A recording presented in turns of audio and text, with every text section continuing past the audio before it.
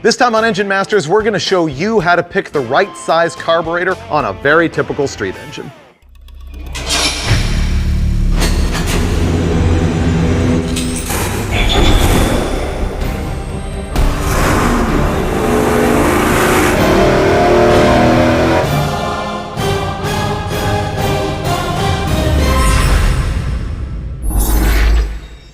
This is Engine Masters presented by AMSOIL, and this time, the audience forced me into it. Yep, this is finally the test that shows what size carburetor is going to be best for a street engine. Now, testing carburetors on the dyno can't really reveal the drivability and streetability of any given carburetor. Really, on the dyno, all we're testing is wide open throttle, and so this isn't as sort of thorough as I would like it to be. However, me and the Steves have quite a bit of experience tuning carburetors on the street, so all throughout this test, you'll be able to hear us talking about drivability issues, even though we won't be able to prove them on the dyno. But we are going to give you the exact test that a lot of people have asked for, which is different CFM flow ratings of carburetors on the very same engine. Every carburetor that we're going to use is from the triple whammy awesome Holley XP series. The only difference in these carburetors is the flow rating, and that's determined by the size of the venturis and the size of the throttle valves in each one. We've got 650, 750, 850, and 950 CFM carburetors, and we will run them all on this engine right here. Our ultimate average small block Chevy. It is a 383 stroker. It makes about 470 horsepower and 470 pound-feet. Even if you don't have a Chevy, this information will apply to you, because if you're making roughly the same horsepower, your engine's gonna be moving roughly the same amount of air. It doesn't matter what brand the engine is, the carburetor info is gonna be the same. The engine itself is one we've used a whole bunch of times. It's from Blueprint Engines. It's their stock 383 short block. It's their 210cc heads. We've topped it off with an Edelbrock Performer RPM air gap dual plane. It has a Comp Cam's hydraulic roller camshaft. 230 and 236 at 50 is the duration on this thing. So really super, super typical. That's our average engine. We are gonna run it starting with the smallest 650 carburetor and working towards the biggest. We're gonna roll this thing in the dyno right now and start making power. Okay, dudes, let me predict your mood. Okay.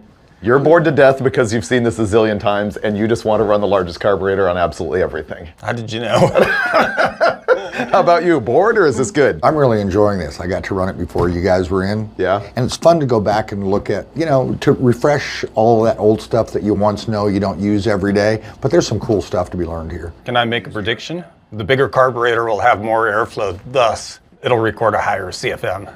He thinks he knows. Yeah, that's what we're here to find out. I think that you don't actually believe that if you actually think through what's going to go on here. The other thing I want to look at is the amount of manifold vacuum at wide open throttle at the top end of the pole and compare pressure drop across the carburetor, basically, is what you're looking at there. Well, we've got that too. Do we have intake manifold pressure vacuum? Manifold pressure, CFM, we've got everything hooked up that we can to look at carburetor sizes. So what we're looking for here is differences in jetting, differences in peak power, and some sort of estimation on drivability, and does the CFM actually go up when you keep putting larger carburetors on? That's why I said this test is fun. I saw some stuff that's pretty good. He's just throwing out that mystery. Okay then, we're gonna start with the 650 CFM carb, which I'm confident is gonna kill power on this thing, but we won't know until we go bigger, so yeah. Fire it up.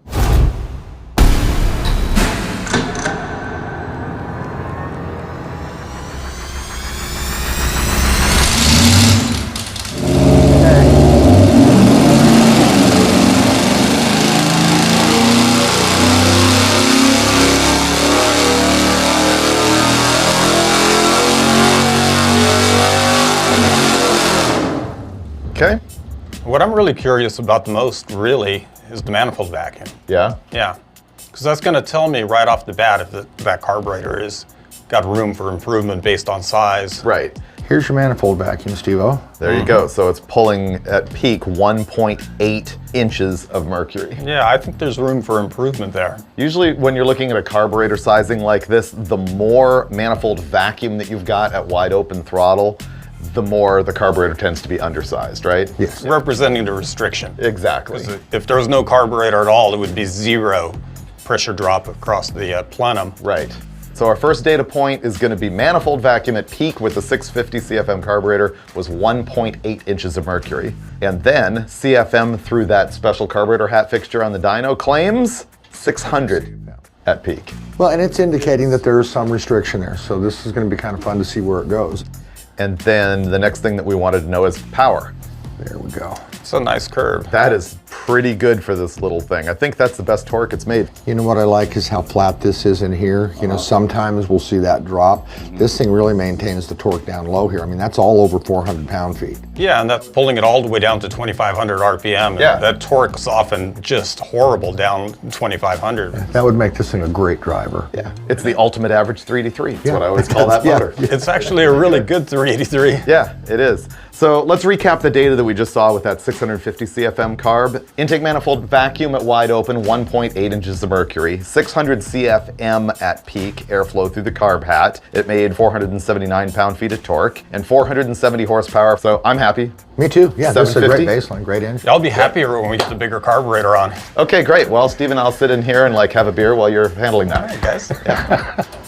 How fast can Dulcich change this carburetor? Aren't you guys going to come out and help? No, we're No, waiting for we're you to change timing the you. carburetor. We're timing you. Oh, okay. I better go help him. He's lost.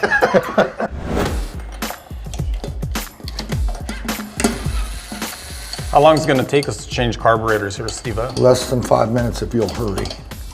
Pass there. Move this. Ah, yeah. Oh, wow. What do you think, it was made of plastic? No, but it's got a nice tone to it. It's not the Liberty Bell, Steve. It's an air hat. Got it? We clear? Yep.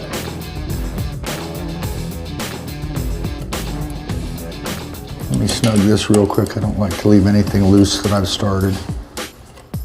That's a good way to make a mistake, Steve, is if you're halfway through a job, You don't walk away with you a loose. don't. This is the air hat we were talking about earlier. There's actually a fan blade in there. Basically, there's a sensor that's connected to that fan, and as it spins, it's actually measuring airflow. So we get to see the airflow through the carburetor or through the engine. The thing is, carburetors, they're rated in CFM, cubic feet per minute of airflow, and that's what we measure right here. But how much CFM you're pulling through this depends on how much pressure there is pulling the air through it. And that has to do with engine size and volumetric efficiency. They have to have a standard for rating. So the standard is 1.5 inches of mercury. Right. But is that what the carburetor is going to see on a running engine? No, not No. necessarily. But again, the engine's nothing more than an air pump. It's only going to pump so much no matter what size carburetor's on it. Right, you could put the most gigantic 1250 CFM carburetor and that's not going to shove that air into the engine by itself. So the idea here is to find the right size carburetor, the one that runs, drives, and makes good power. And you're like a carburetor boffin. Fist bump, bro. Yeah! Chest bump too? No, I got to draw the line somewhere. Our next test is going to be the 750 CFM carburetor, and this is the one that if somebody told me what engine combo this was, I'd go, yeah, just get a 750 on it. Yeah, the 750 is probably going to be the best one. Wait a minute. What? I thought you said the 950 was going to be the best one. Well, it's just going to work so nicely. Okay? Yeah. Why do I get the feeling that it's a bedtime story? Yeah, that's right. And it's not like the porridge is too hot, it's not too cold, it's just It's right. just right. The 750, yeah, it's just right. It's the baby bear or whatever, the porridge. I can't even remember the story. Goldilocks and the Three Bears. The Everybody Goldilocks knows and the that Three one. Hollies. Yeah, it will be the Goldilocks carburetor. So once again, Steve's got this thing all tuned up and we've got it warmed up. We got some heat in the oil, so we should be able to make a whack here and look at our data.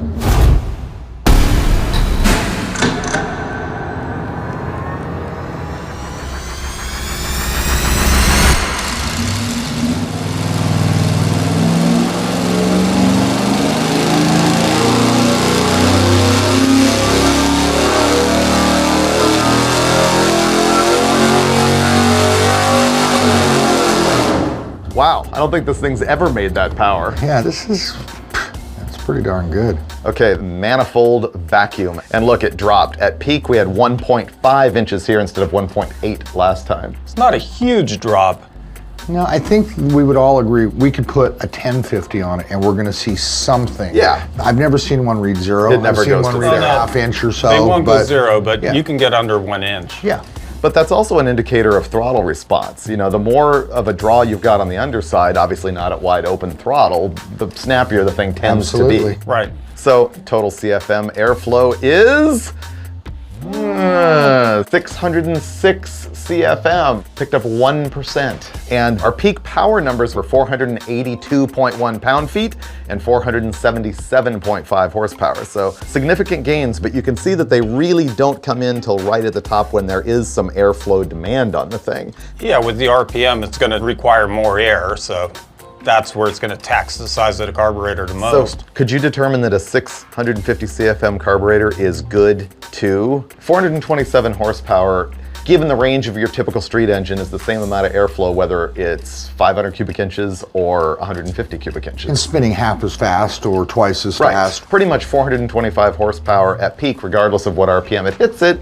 That's your 650 should be good carburetor. enough, right? Yeah. Is that a fair assessment? Absolutely, and I think when we start looking at that 475 to 530, 540 area, Yep. there we go, 750. Yeah, that's a good way to look at it. I mean, I wouldn't say it's a mathematical fact, but I would say it's much closer than that airflow estimate calculator that you see everywhere that has, in my opinion, no bearing on anything. I actually tend to disagree. I think it gives you some sort of reasonable number. If we calculate this at 100% VE, it says that this engine should move 643 CFM at 100%. So it says you want a 650 carb, but we just found out that the way Holley rates their carburetor, the it 750 says is you preferable. want 650 CFM. If we look at a 750 carb at 1.5 inches, it may be flowing more in this range. We're seeing that now. But the big thing I think that a lot of people won't understand is I put a 750 carb on my engine, but it's not flowing 750 CFM. And that's because The engine's not wanting to pull that much. Right. If it was, you would gain 150 CFM of airflow through the engine, which might Every be time you bolt it on. 75 horsepower. Exactly. That's not, doesn't work that way. Given engine size and speed and volumetric efficiency, it's only going to be able to pump so much air. Okay, we're gonna go switch it up from the 750 to the 850 carb. Ready? All right. Oh, Dulcich was gonna do that. I'll handle, guys. Handle it. You just sit there. I trained him the first swap. So Okay, he can do it this time? Yeah. You guys really aren't going to help? Did he just come back again? I thought, The porridge is too hot, Dulcich. I'll handle it. I think the 850 still has a little something for it, right at the top. Well, you may have a chance, but this thing's making about as good a power as it's ever made. I'm just predicting a little tickle better. Maybe not even enough to feel in a street car. Well, then you have to ask yourself, is suffering drivability and going through all that worth 3 horsepower for the last 300 RPM? Yes. Of course it is. I'm just watching, supervising. I can agree with you that putting too much carburetor on your engine is not always the right thing to do, but you want an engine that needs the 900 or the 1000. No such thing as too big a carburetor, just not enough engine. Right. So you get where I'm coming from. Oh, of course. Yeah, I can't argue with that logic.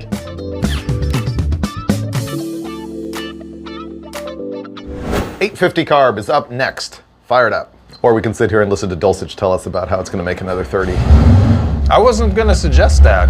No? What were you going to suggest? It might make a skosh more power. That's what I'm kind of thinking, but I'm really intrigued, actually, to tell you the truth. You've never done this test on this lame of an engine? Is that the problem? I've done carburetor size tests on 650 horsepower motors and big engines like that, but Yep. not a typical street combination.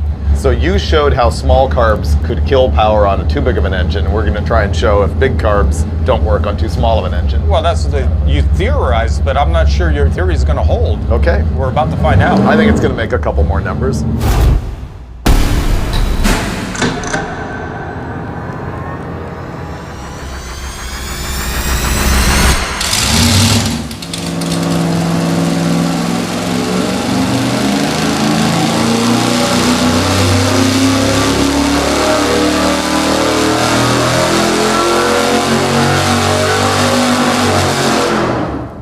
So So the first data point that we look at here is that manifold vacuum, and wow, it dropped way more than I expected. 0.5 with the 850. That is a huge swing. It's certainly different than the 750. It dropped an inch. Yeah. Yeah. That should be promising based on just manifold vacuum as the only criteria. Promising in what way?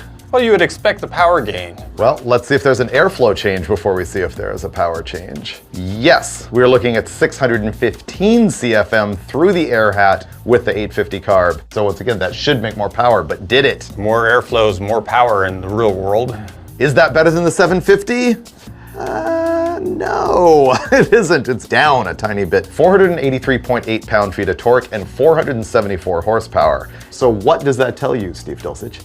Something's wrong. No, it's doing, I think, what physics tell you that it's doing. The fuel is probably just sort of drooling out of the boosters instead of coming through atomized. All right, so let's just take these brake numbers. We'll plot this. So we're looking at brake-specific air consumption. On the red line, we've got the 750 carburetor, and the black one is the 850. What that says when the number goes up is the engine, basically it's a calculation between power and air. It tells us that we didn't do as good a job using that air. So the quality of the air and fuel going into the cylinder isn't as good as it was with the 750. So the engine, higher VE number, flowed more air, but it's less efficient. We're now at the tipping point where you have gained zero advantage with the larger carburetor, even though it flows more air, and even though it's less of an inlet restriction, it's not using the fuel and air to make the power. The other thing is the manifold vacuum. That tells me that the 750, if it's going to make the same power a couple more, it's more efficient and it's going to drive better because it does have a better restriction. It's going to have throttle response and makes the same power. So the last thing to look at is exactly how bad is the 950, right? It probably won't be any worse than this, I would say. The only way to know is to go out there, put one on and find out. Dulcich, go ahead. No, I'm deflated now. I'm going to let you do it. Okay. Go change that carburetor, Freiberger.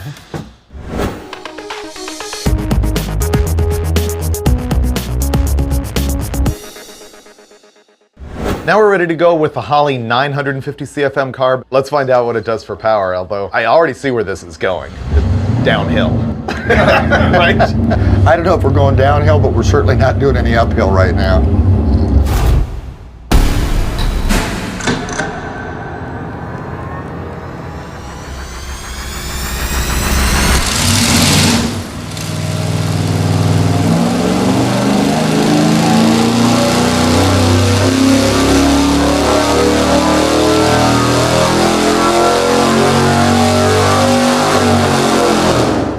I noticed also it loaded kind of okay.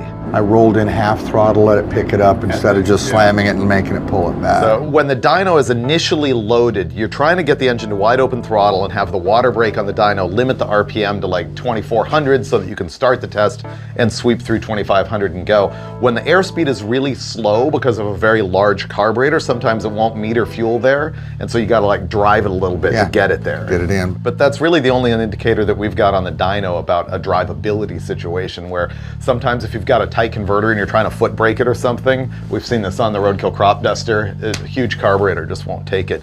Look, it dropped the intake manifold vacuum again. It's 0.4 and the CFM, 618. So really, I think what that's telling you is even if this carburetor is capable of flowing more, the engine is sort of at its limit, right? Yeah, it's just not going to flow more no matter what size carburetor. What did it do with the power? The 950 carb made 480.6 pound-feet of torque and 471.5 horsepower. And there you go. The 750 actually made more power, just a hair above it. Although look, the 750 is even better down here, which actually kind of makes sense. In this low RPM range, it's metering or making more atomization there or something.